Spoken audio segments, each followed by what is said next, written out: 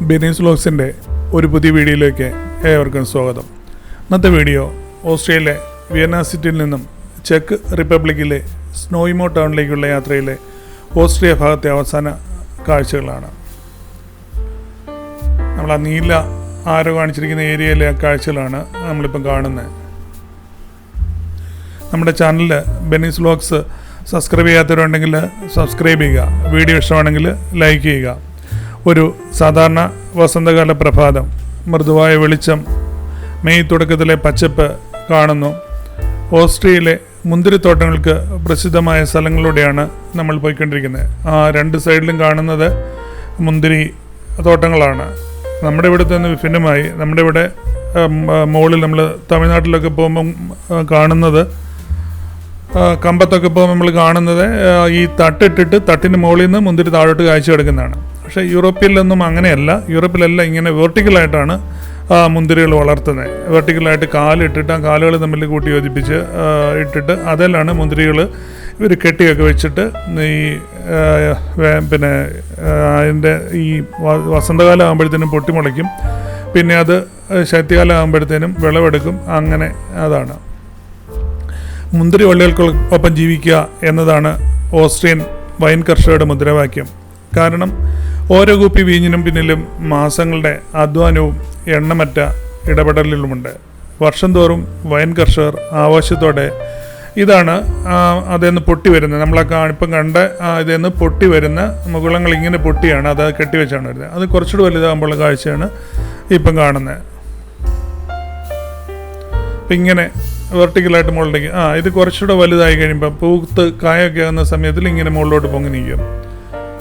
അത് വളർന്നങ്ങനെ നിൽക്കുന്നു. ഇപ്പോഴാണ് ഇത് കായ ഉണ്ടാകുകയും ഒക്കെ ചെയ്യുന്നത്. അപ്പോൾ ഇതാണ് ഇങ്ങനെ കായ ഉണ്ടായി ഇങ്ങനെ ഉണ്ടാവും. എന്നിട്ട് അവർ ഈ കൂടുതൽ ഇലകളൊക്കെ അത് കട്ട് ചെയ്ത് കളയും, ഇതിന് കേടൊന്നും വരാതിരിക്കാൻ വേണ്ടിയിട്ട്.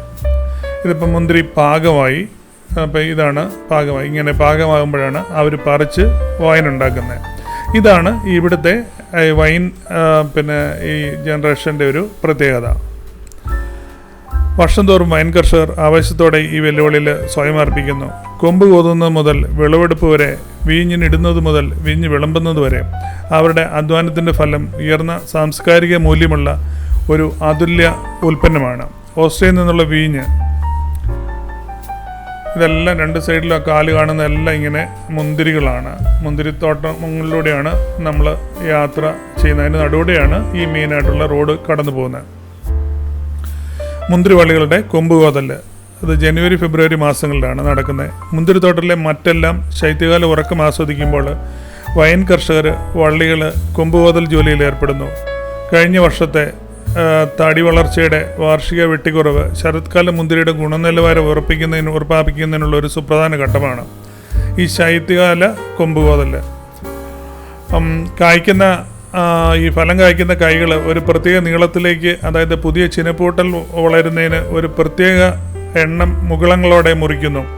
ഇതിനായി വൈൻ കർഷകർ ഓരോ വള്ളിയും ഓരോന്നായി പരിഗണിക്കുന്നു. കാരണം രണ്ട് വള്ളികളിലും കൃത്യമായി ഒരുപോലെയല്ല. ചെടിയുടെ വീര്യവും പ്രായവും ആരോഗ്യവും എവിടെ മുറിക്കണമെന്ന് നിർണ്ണയിക്കുന്നു. അതിൻ്റെ ഫലമായി എന്ത് വിളവ് പ്രതീക്ഷിക്കാം. കൊമ്പുകോതൽ സാധാരണയായി ജനുവരിയിൽ ആരംഭിച്ച് ഫെബ്രുവരി വരെ നീണ്ട് നിരവധി ആഴ്ചകൾ തുടരുന്നു. ഈ സമയത്ത് തന്നെ ജനുവരി ഫെബ്രുവരിയിൽ നിലവറയിൽ ജോലി ചെയ്യുന്നു. നിലവറയിലും ജോലി ചെയ്യേണ്ടതുണ്ട്. നമ്മൾ ഈ മുന്തിരി വൈനാക്കാൻ വേണ്ടിയിട്ടിരിക്കുന്ന ബാരലുകൾ വക്കോളം നിറഞ്ഞിരിക്കാൻ വീഞ്ഞ് ഇത് ഉണ്ടാക്കുന്നവർ നിരന്തരം അവയിൽ പിന്നെ ഇത് കുറയുന്നതനുസരിച്ച് നിറച്ചുകൊണ്ടിരിക്കണം. ബാഷ്പീകരണം മൂലം നഷ്ടപ്പെടുന്ന അത് നികത്തണം. ആവർത്തിച്ചുള്ള രുചി നോക്കൽ ഗുണനിലവാരം പരിശോധിക്കാനുള്ളൊരു മാർഗമാണ്. ചില വൈനുകൾ ഈ പ്രാരംഭഘട്ടത്തിൽ പോലും ഈസ്റ്റിൽ നിന്ന് പുറത്തെടുത്ത് കുപ്പിയിലിടാൻ തയ്യാറാവുന്നു. മുന്തിരിത്തോട്ടത്തിലെ പരിചരണമാണ് മാർച്ച് ഏപ്രിൽ മാസങ്ങളിൽ. അപ്പോൾ നമ്മളവിടെ ഈ മാർച്ച് ഏപ്രിൽ മാസങ്ങളിൽ ഈ തൂണുകൾ അവിടെ ഈ മുന്തിരി വളരാൻ തൂണുകൾ നാട്ടിയിട്ടുള്ളതിന് ആവശ്യമായ മെച്ചപ്പെടുത്തലുകൾ അല്ല അറ്റകുറ്റപ്പണികൾ നടത്തേണ്ട സമയമാണ്. പറ്റിയ പിന്നെ പുതിയ മുന്തിരിത്തോട്ടങ്ങൾ നടുന്നതിനോ ഉണങ്ങിയ വള്ളികൾ മാറ്റി സ്ഥാപിക്കുന്നതിനുള്ള സമയം കൂടിയാണ്. ഇപ്പോൾ ഇടയ്ക്ക് കേടുണ്ടെങ്കിൽ അത് നമുക്ക് പറിച്ചു കളഞ്ഞിട്ട് പുതിയ നടാം. അല്ലെങ്കിൽ പുതിയ മുന്തിരിത്തോട്ടങ്ങളാണേലും ഈ സമയത്താണ്, ഈ മാർച്ച് ഏപ്രിൽ മാസങ്ങളിലാണ് അവർ നടുന്നത്. മാർച്ച് അവസാനത്തെ വള്ളികളുടെ സസ്യജാലങ്ങളുടെ കാലം ആരംഭിക്കുന്നു. അവയുടെ വേരുകൾ സജീവമാവും. ഈ മാർച്ച് വരെയും ഈ അതിനു മുമ്പിലുള്ള ഈ തണുപ്പ് കാലം അവിടെ എല്ലാം ഐസ്, മഞ്ഞെല്ലാം വീണ് ഐസ് നിറഞ്ഞു കിടക്കുമായിരിക്കും. അതെല്ലാം ഇങ്ങനെ മരച്ച് നിർജ്ജീവാവസ്ഥയിലായിരിക്കും. ഈ ഒരു മാർച്ച് മാസം വരെ, മാർച്ചിൻ്റെ ഒരു അവസാനം വരെ ഏതാണ്ട് നിർജ്ജീവാവസ്ഥയിലായിരിക്കും. അപ്പോൾ മഞ്ഞൊക്കെ മാറി കഴിയുമ്പോഴത്തേനും ആ സസ്യജാലന കാലം ആരംഭിക്കുന്നു. അവയുടെ വേരുകൾ സജീവമാകും. അപ്പോൾ മണ്ണിൽ നിന്ന് വെള്ളം വലിച്ചെടുക്കുകയും ചെയ്യുന്നു. മറ്റൊരു വിധത്തിൽ പറഞ്ഞാൽ ഫലം കായ്ക്കുന്ന ഇതിനെ കട്ട് ചെയ്യുന്നിടത്തുനിന്ന് മുറിവുകളിൽ നിന്ന് സ്രവം ഒലിച്ചിറങ്ങാൻ തുടങ്ങുന്നു. സ്രവം ഒഴുകുമ്പോൾ ഈ വള്ളികൾ ഫ്ലെക്സിബിളാവും. ഇതിൻ്റെ ഈ തണ്ടുകൾ ഫ്ലെക്സിബിളാവും. അപ്പോൾ ഫ്ലെക്സിബിളാകുന്നത് എളുപ്പമായി നമ്മൾ വളച്ച് കമ്പിയിൽ ഉറപ്പിക്കാൻ എളുപ്പമാണ്. പിന്നെ അതെന്നാണ് പിന്നെ ഈ വള്ളികൾ പൊട്ടി മുളർച്ചു വന്ന് അതിനകത്താണ് പുതിയ മുന്തിരിക്കൊലകളുണ്ടാകുന്നത്. മുളപ്പിക്കലും തളിരുകളുടെ വിതരണമൊക്കെ ഉറപ്പിക്കാൻ വേണ്ടിയിട്ട് ഇവർ കറക്റ്റായിട്ട് അതെല്ലാം കെട്ടി റെഡിയാക്കി വയ്ക്കും. മണ്ണ് കൃഷി ചെയ്യാനും പൊട്ടിക്കാനും അയവ് വരുത്താനും ഒരുപക്ഷെ വള്ളികളുടെ നിരകൾക്കിടയിൽ പച്ചപ്പ് കൂടുന്ന മിശ്രിതങ്ങൾ വിതയ്ക്കാനും ആണ് ഈ സമയം ഉപയോഗിക്കുന്നത്. ആവശ്യമെങ്കിൽ വളം പ്രയോഗിക്കും. പച്ചപ്പ് നിറഞ്ഞ വരികളിൽ പുതയിടും. അതായത് വെട്ടി ഒതുക്കിയതിന് ശേഷം പുല്ലുകളും ഔഷധസസ്യങ്ങളും വീണെടുത്ത് തന്നെ ഉപേക്ഷിക്കും. അത് മണ്ണിനെ സംരക്ഷിക്കുകയും പോഷകങ്ങൾ മണ്ണിലേക്ക് ചേർക്കുകയും ചെയ്യും. ഏപ്രിൽ മാസത്തിൽ മൊട്ടുകൾ വിരിയാൻ തുടങ്ങും. മുകുളങ്ങൾ വിരിയുകയും തളിരുകളുടെ പച്ച അഗ്രം പ്രത്യക്ഷപ്പെടാൻ തുടങ്ങുകയും ചെയ്യും. അല്ല, ഇങ്ങനെ മുട്ടിട്ട് വരുത്തേ ഉള്ളൂ. ചെറിയ തളിരുകൾ മുട്ടിട്ട് വരും. എല്ലാ വൈൻ കർഷകരും വൈകിയ തണുപ്പിനെ ഭയപ്പെടുന്ന സമയമാണ്. ഈ തണുപ്പ് കാലം കുറേ കൂടെ വൈകിയാൽ ഇത് ഫിക്സഡായിട്ടല്ല, ചിലപ്പോൾ 2-3 ആഴ്ച അത് മുന്നോട്ട് കൊടുക്കേണ്ടി വരും. അപ്പോഴത്തേന് ഇത് തളിരിട്ടിട്ടുണ്ടെങ്കിൽ അതെല്ലാം നശിക്കാനുള്ള ഒരു ടെൻഡൻസി ഉണ്ട്. ഈ മഞ്ഞ് വീഴ്ച അതൊരു പ്രശ്നമാണ്. അപ്പം ഈ വൈക്കോൽ കെട്ടുകൾ കൊണ്ട് തീയിടുകയൊക്കെ ചെയ്യും ഇവർ. ഇതിൻ്റെ എന്നാന്ന് വെച്ചാൽ അവിടുത്തെ ആ ഒരു തണുപ്പിനെ ഒന്ന് മാറ്റി ഈ മുട്ടിട്ട് വരുന്ന അതിൻ്റെ ഇതിൻ്റെ ഇത് മുളപ്പ് വരുന്നത് നഷ്ടപ്പെടാതിരിക്കാൻ, ഐസിനകത്ത് നഷ്ടപ്പെടാതിരിക്കാൻ വേണ്ടിയിട്ട് അവർ അങ്ങനെയുള്ള കാര്യങ്ങളൊക്കെ ചെയ്യും. ഇപ്പം ഈ സമയം തന്നെയാണ് വീഞ്ഞ് നമ്മളിവിടെ ഈ വീഞ്ഞിനിട്ടിരിക്കുന്ന ഇതിനകത്തുനിന്ന് കുപ്പിയിലാക്കി ചെയ്യുന്നത്. മാർച്ച് ഏപ്രിൽ മാസങ്ങളിലാണ് നിലവറയിൽ വീഞ്ഞ് കുപ്പിയിലാക്കാനുള്ള ജോലിയും പാരലായിട്ട് ചെയ്യേണ്ടത്. വൈനുകൾ കുപ്പിയിലാക്കി ലേബൽ ചെയ്ത് വിൽപ്പനയ്ക്ക് തയ്യാറാക്കുന്നു. വർഷത്തിലെ ഈ സമയത്താണ് വൈൻ കർഷകർ അവരുടെ ബിസിനസ് ബന്ധങ്ങൾ പരിപോഷിക്കുന്നത്. വ്യാപാര മേളകളും വ്യവസായ പരിപാടികളിലൊക്കെ പങ്കെടുത്ത് അവരുടെ ഈ സാധനം വിറ്റഴിക്കുന്നു. മെയ് ജൂൺ മാസത്തിലാണ് മേലാപ്പ് കൈകാര്യം ചെയ്യൽ. മുന്തിരിത്തോട്ടത്തിലെ വളർച്ചയുടെ ഒരു കാലഘട്ടമാണിത്. ഇതിനർത്ഥം മേലാപ്പ് കൈകാര്യം ചെയ്യുന്നതിനുള്ള തീവ്രമായ ജോലി ആവശ്യമാണ്. മുന്തിരിയുടെയും വീഞ്ഞിൻ്റെയും തുടർന്നുള്ള ഗുണനിലവാരത്തിൽ നിർണായക ഘട്ടമാണിത്.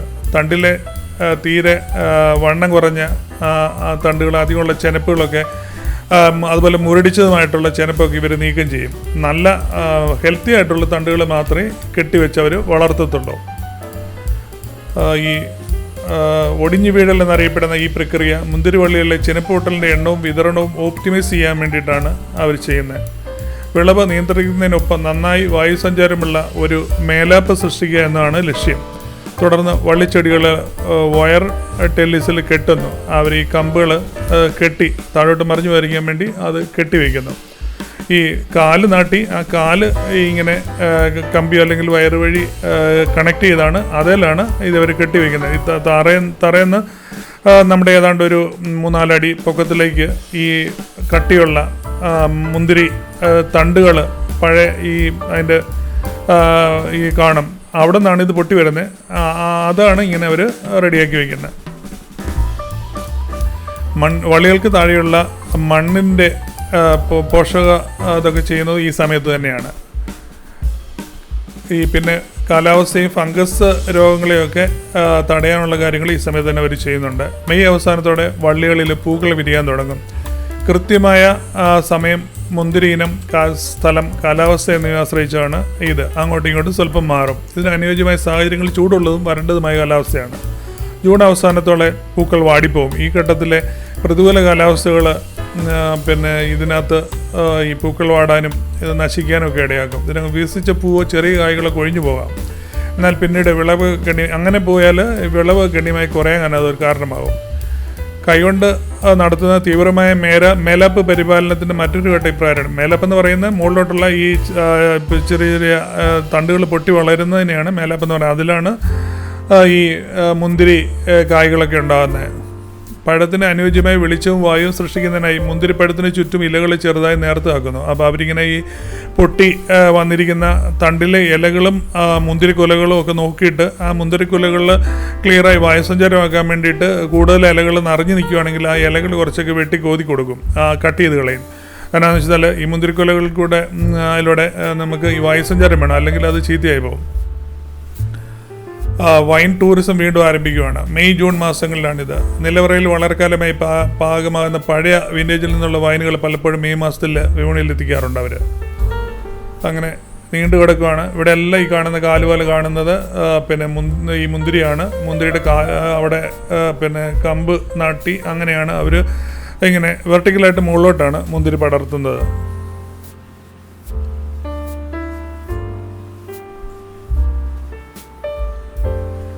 ജൂലൈ ഓഗസ്റ്റ് മാസത്തിലാണ് വേനൽക്കാലം മേലാപ്പ് പ്രബലിക്കൊണ്ട് ടിപ്പിംഗ് എന്നാണ് വിളിക്കുന്ന ഈ ഘട്ടത്തിൽ ചെനപ്പോട്ടുകൾക്ക് നമ്മൾ അവർ ട്രിം ചെയ്ത് നിർത്തുകയാണ് ചെയ്യുന്നത്. പിന്നെ ജൂലൈ ഓഗസ്റ്റിൽ വിളവെടുപ്പ് ആരംഭിക്കുന്നതിന് മുമ്പ് വിൻറ്റേജിൽ നിന്നുള്ള റിഡൻ വീൻ ഒറ്റ മുന്തിരിത്തോട്ടത്തിൽ മാത്രം ഉണ്ടാകുന്ന വീഞ്ഞുകൾ പലപ്പോഴും കുപ്പിയിലാക്കുന്നു. അവർ പഴയ വീഞ്ഞുള്ളതെല്ലാം കുപ്പിയിലാക്കും ആ സമയത്ത്. പിന്നെ സെപ്റ്റംബർ ഒക്ടോബറിലാണ് വിളവെടുപ്പ് സമയം ആരംഭിക്കുകയാണ്. മറ്റിടങ്ങളിൽ നമ്മൾ കാണുന്ന പോലെ കാലാവസ്ഥ വ്യതിയാനം കാരണം ഓസ്ട്രേലിയയിൽ മുന്തിരി വിളവെടുപ്പ് കൂടുതൽ നേരത്തെ ആരംഭിക്കുന്നു. ചില ആദ്യകാല ഇനങ്ങൾ ഓഗസ്റ്റ് മധ്യത്തോടെയും പൂർണ്ണമായും ഭാഗമാവും. പക്ഷേ ചില പ്രധാന വിളവെടുപ്പ് സെപ്റ്റംബറിൽ ആരംഭിക്കുകയും അത് ചിലപ്പോൾ ആഴ്ചകളിൽ പിന്നെ വിളവെടുപ്പ് നീണ്ടുകയും ചെയ്യും. വർഷത്തിലെ ഏറ്റവും ക്ഷീണിപ്പിക്കുന്നതും എന്നാൽ ഏറ്റവും മനോഹരമായ ഈ സമയത്ത് വൈൻ കർഷകർ ഏതാണ്ട് മുഴുവൻ സമയം പ്രവർത്തിക്കുന്നു. വരണ്ടതും സ്ഥിരതയുള്ളതുമായ കാലാവസ്ഥയാണ് അവർ പ്രതീക്ഷിക്കുന്നത്. അതുവഴി വിളവെടുപ്പ് വേഗത്തിലും സുഗമമായും ഒരു പ്രശ്നമില്ലാതെയും കൊണ്ടുവരാൻ കഴിയും. മുന്തിരി കൈകൊണ്ടോ യന്ത്രം ഉപയോഗിച്ച് വിളവെടുക്കുന്നു. കൈകൊണ്ട് വിളവെടുക്കുന്നത് എന്നതിനർത്ഥം പ്രാരംഭ തെരഞ്ഞെടുപ്പ് നടത്താനും മുന്തിരിത്തോട്ടത്തിൽ പൂപ്പൽ ബാധിച്ച മുന്തിരികൾ വേർപെടുത്താനും കഴിയുമെന്നുമാണ്.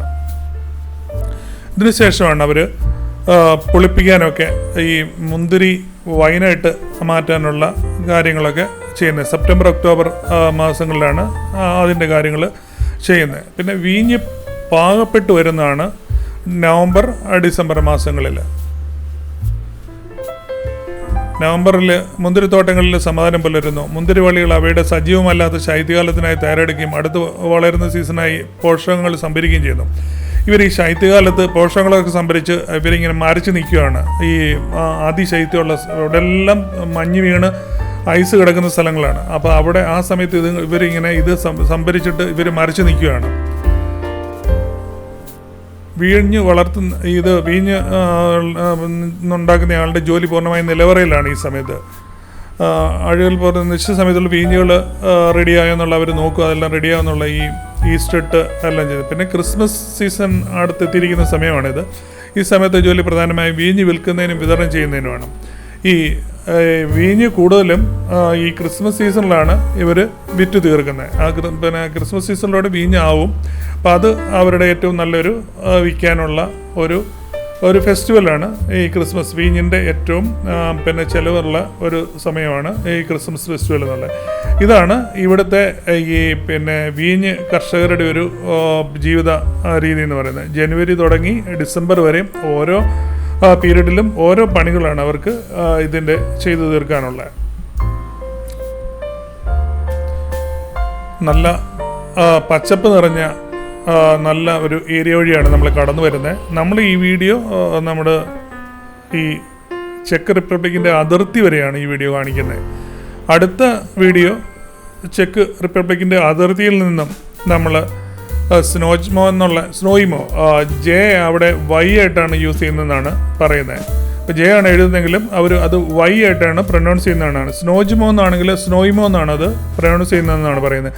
സ്നോയിമോ ടൗണിലേക്കാണ് ഈ ചെക്ക് റിപ്പബ്ലിക്കിൻ്റെ അതിർത്തിയിൽ നിന്ന് നമ്മളിത് അവിടുത്തെ ആ ഒരു അതിർത്തി വരെയും കൊണ്ട് തീരുവാണ്. അത് കഴിഞ്ഞ് അടുത്ത വീഡിയോ നമ്മൾ ഇടുന്നത് അതിർത്തിയിൽ നിന്നും ഈ സ്നോയിമോ എന്നുള്ള ടൗണിൻ്റെ ഭാഗം വരെയുള്ള കാഴ്ചകളാണ്. അവിടെയാണ് ഈ പിന്നെ നമ്മുടെ ഡാൻസ് ബാറുകളും അതുപോലെ തന്നെ ഈ പിന്നെ ഗാംബ്ലിംഗ് സെൻ്ററും ഒക്കെയുള്ള കാസിനോസും ഒക്കെയുള്ള സ്ഥലമാണ് അവിടെ ആ ഭാഗം. അതാണ് നമ്മുടെ അടുത്ത വീഡിയോയിൽ നമ്മൾ കാണിക്കുന്നത്. ഏതായാലും ഇത് നല്ല നമ്മളിപ്പോൾ ഇന്ന് പോകുന്ന കഴിഞ്ഞ വീഡിയോയിലെയും ഈ വീഡിയോയിലെയും ഏരിയകളെന്ന് പറഞ്ഞാൽ ഇവിടുത്തെ ഏറ്റവും ഫലഭൂഷ്ടമായ നല്ല മുന്തിരി തോട്ടങ്ങളുടെയും അല്ലാതെ മറ്റ് വിളകളുടെയും എല്ലാം ഏറ്റവും ഫലഭൂഷ്ടമായ വിളകളുള്ള ഒരു ഏരിയയിലൂടെയാണ് നമ്മളിപ്പം കടന്നു വന്നത്. ഈ 2 വീഡിയോകളും അവിടുത്തെ ഓസ്ട്രേലിയയുടെ ഏറ്റവും നല്ല അവിടുത്തെ ഈ കർഷകരുടെ അവരുടെ അധ്വാനം, മണ്ണിൽ അവർ അധ്വാനിച്ച് വിളവെടുക്കുന്ന ഒരു ഏരിയയിലൂടെയാണ് നമ്മൾ കടന്നു പോകുന്നത്. മറ്റ് പല പഴയ വീഡിയോകളിലും നമ്മൾ കൂടുതലും ടൗൺ ഏരിയകളൊക്കെയാണ് കണ്ടത്. ഇതാണ് നമ്മുടെ അവിടുത്തെ ഒരു കർഷകരുടെ ഒരു ജീവിതവും അവരുടെ ഒരു കാര്യങ്ങളൊക്കെ, അവർ അങ്ങനെ എവിടെ താമസിക്കുന്നു അങ്ങനെയൊക്കെയുള്ള കാര്യങ്ങളാണ് നമ്മളിപ്പോൾ ഇതിനകത്ത് കണ്ടത്. നിങ്ങൾക്ക് ഈ വീഡിയോ ഇഷ്ടമായെന്ന് കരുതുന്നു. നമ്മുടെ ബെന്നീസ് വ്ലോഗ്സ് ഇതുവരെയായിട്ട് സബ്സ്ക്രൈബ് ചെയ്യാത്തവരുണ്ടെങ്കിൽ സബ്സ്ക്രൈബ് ചെയ്യുക. അതുപോലെ തന്നെ നിങ്ങളുടെ ഫ്രണ്ട്സിനൊക്കെ ഇത് ഷെയർ ചെയ്ത് നമ്മുടെ ഈ ഒരു ചാനലിനൊരു പോപ്പുലാരിറ്റി ഉണ്ടാക്കാൻ വേണ്ടി സഹായിക്കുക. അടുത്ത വീഡിയോ കാണുന്നവരെ എല്ലാവർക്കും നന്ദി, നമസ്കാരം.